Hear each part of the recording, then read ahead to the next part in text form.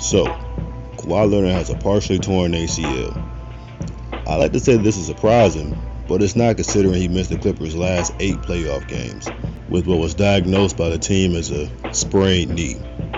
It's difficult timing for Kawhi given he'll be a free agent this summer and has a big decision to make.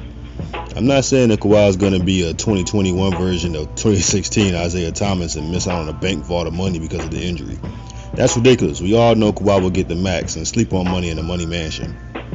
What makes this interesting is the circumstances he finds himself in with this injury. The situation seems familiar for all the wrong reasons and may change the Clippers' future for the worse.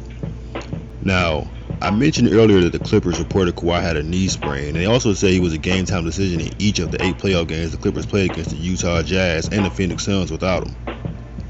Now, while I can argue that may have been strategic on the Clippers' part to dangle the threat of Kawhi Leonard's return like a cat toy over the heads of Utah and Phoenix, but we all know Kawhi does not take kindly to being misdiagnosed or misrepresented when it comes to his health and will leave if he feels mishandled. We all saw it. In 2017, the San Antonio Spurs were in Game 1 of their playoff matchup against the newly Kevin Durant powered-up Warriors and were soundly in the lead. During that game, on the baseline, Kawhi goes up for a contested jump shot and lands awkwardly on Zaza Pachulia's foot and is not only knocked out of the series, but misses almost the entire next season. Over the course of his 2018 season, Kawhi and the Spurs battled privately and eventually publicly about his health and what he was actually suffering from. This led to Kawhi Leonard, a superstar and champion the Spurs built, requesting to be traded and going on to Toronto to win another title in 2019 and selling in LA in 2020. The San Antonio Spurs were a dynasty-level team with a pedigree of excellence and was looked at as a model for what an NBA franchise should be, and Kawhi left without looking back.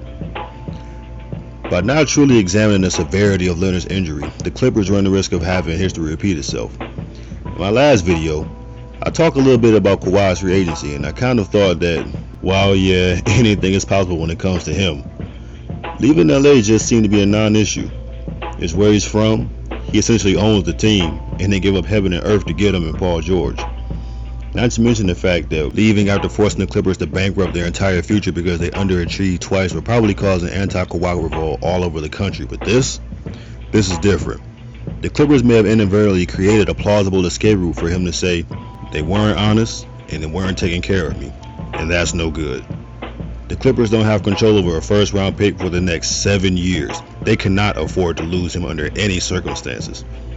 Fortunately, though, they have the ability to offer Kawhi a 5-year, $205 million contract, with the 5th year paying over $50 million a year, way more than any other team can offer. Unfortunately, they've underachieved so much in the playoffs, clashed with each other internally, and have so little cap room or future assets that Kawhi may use as a life raft from an apparent sinking ship. Whatever happens though, I do know this. Detroit has the first overall pick. Pistons in 5.